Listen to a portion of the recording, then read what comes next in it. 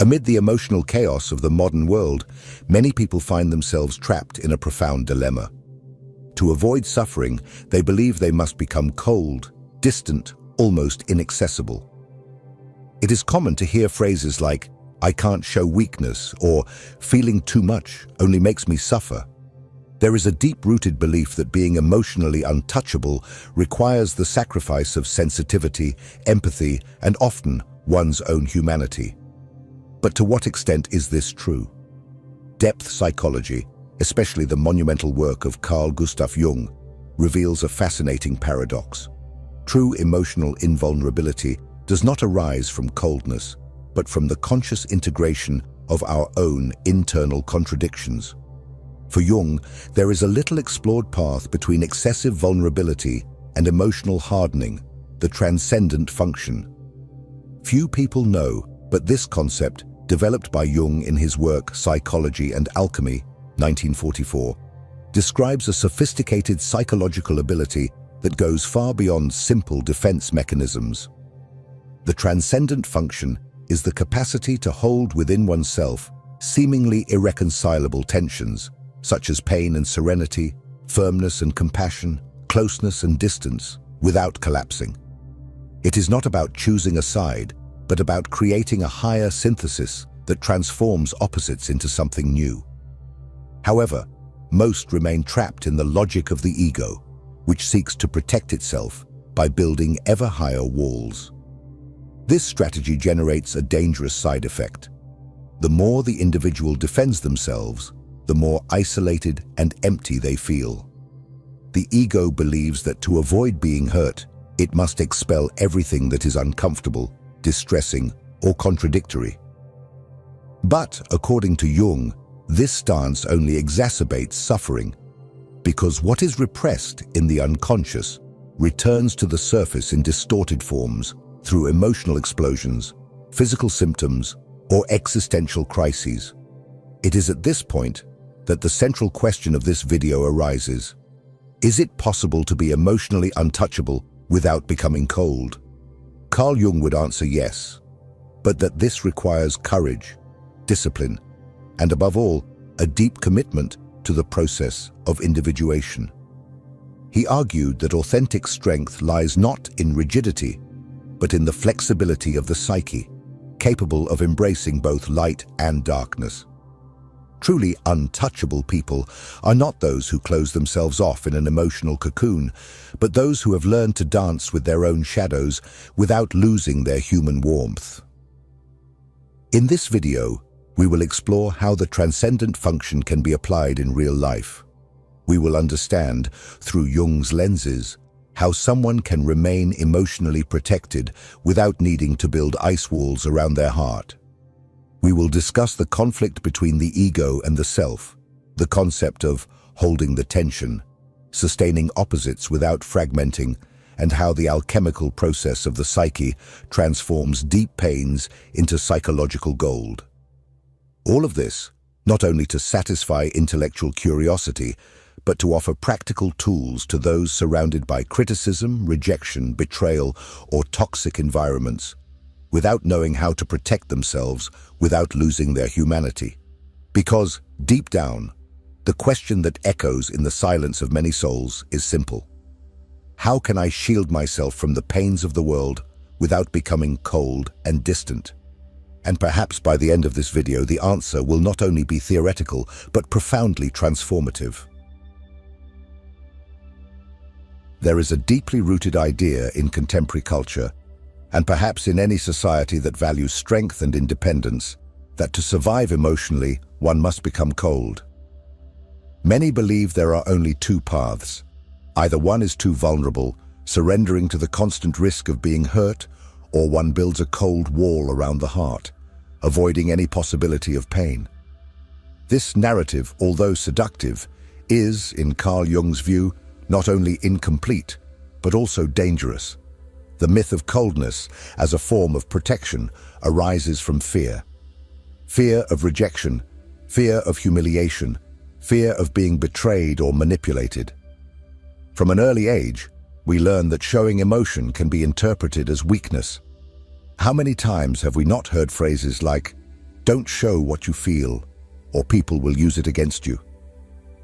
Popular culture feeds this myth through seemingly invincible characters, portrayed as distant, controlled, indifferent, figures who do not cry, do not falter, do not hesitate. They are heroes or heroines who seem untouchable simply because they have suppressed any trace of humanity that could betray them. But what few realize is the high price paid for this defense. Jung warned that the ego, when it tries to protect itself too much, creates a defense system so rigid that it ends up isolating the individual, not only from pain, but also from life. The same wall that prevents the arrows of pain from reaching us also blocks human warmth, genuine joy, and the capacity for deep connection. The price of coldness is loneliness, the superficiality of bonds, and often a sense of emptiness that is almost existential.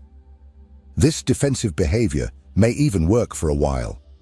Indeed, there are situations where we need to contain emotions so as not to be overwhelmed by them, whether in a family crisis, an unexpected layoff, or a painful betrayal. However, living permanently in this state of emotional containment is like contracting all the muscles in the body without ever relaxing. At some point, the tension takes its toll. Jung observed this countless times in his patients. People who appeared strong, armored against any suffering, began to show physical or emotional symptoms: chronic anxiety, insomnia, panic attacks, outbursts of anger for no apparent reason. It is as if the unconscious screamed to be heard, bringing to the surface everything the ego tried to suppress. Because the psyche, according to Jung, does not tolerate imbalances for long. What is pushed into the shadows returns with a vengeance. There is yet another important dimension. Coldness as protection paradoxically generates more vulnerability. When the individual distances themselves from themselves and their emotions, they lose the ability to read nuances in others. They become blind to subtleties, to the real intentions of the people around them. This makes them more susceptible to manipulation precisely because, in the attempt not to feel, they disconnect from instinct, intuition, and the emotional wisdom that could truly protect them. Furthermore, living emotionally frozen hinders learning. The pains, no matter how terrible, bring with them valuable lessons. It is through wounds that we often discover our limits, our values, our strength. Those who shield themselves too much prevent themselves from growing. They become rigid, predictable, unable to adapt. And Jung saw this rigidity as a great enemy of individuation, the process through which a human being becomes who they truly are. The big question then remains, if it is not through coldness that we become untouchable, what is the way? How to protect the heart without becoming a cold fortress? And this is where the concept that can completely change the way we see true emotional strength comes in. In the next part, we will explore the central idea that Carl Jung brought to the world, the transcendent function, and discover why it is perhaps the only real way to be untouchable without becoming cold. If this content is making sense to you, click the subscribe button and subscribe to the channel. Thank you for your support. At the heart of Carl Jung's analytical psychology is a concept that, although little known outside the deeper circles of psychology, possesses immense transformative power: the transcendent function. For those seeking to be emotionally untouchable without hardening or isolating themselves from the world, understanding this concept is absolutely essential. Jung observed, over decades of clinical study, that the human psyche is not built to function solely at extremes. Within each person coexist opposing forces: love and hate, courage and fear, compassion and indifference, the desire for connection and the desire for isolation. According to him, human suffering often arises not from the existence of these opposites, but from the ego's desperate attempt to choose only one side, repressing or denying the other. The transcendent function is Jung's answer to this dilemma. It is a psychic process in which consciousness, that is, the ego and the unconscious, unite to generate something entirely new. A higher synthesis that does not deny any of the poles but integrates them. It is not a mediocre compromise between two extremes, but a third way capable of transcending contradiction. For example, one can deeply love another person while simultaneously feeling the need to impose firm boundaries. The limited ego tends to think, either I love and give myself completely, or I protect myself and raise barriers. But the transcendent function allows one to sustain the tension between these forces and create an internal space where one can love and maintain clear boundaries, without guilt, without internal violence. Another example is dealing with the pain of betrayal. The ego wants simple answers, either completely forgive and forget, or brutally cut the person out of one's life. Jung would say that the true path involves sustaining the pain without denying it, transforming that experience into inner growth. The transcendent function does not eliminate pain, but transforms its meaning. It is important to understand that for Jung, this process is not merely intellectual. It is not enough to rationally understand that opposites are at play. The transcendent function involves emotion, imagination, symbolism, dreams, everything that connects the conscious with the unconscious.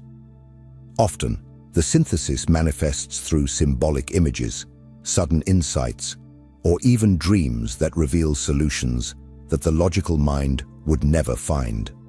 For this reason, Jung associated the process of the transcendent function with the work of medieval alchemists.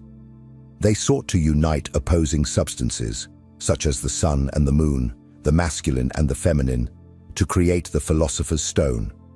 For Jung, alchemy was a perfect metaphor for the psychic process through which we transform suffering into wisdom, tension into serenity, pain into meaning. The greatest mistake, according to Jung, is to believe that we must choose between being vulnerable and being strong.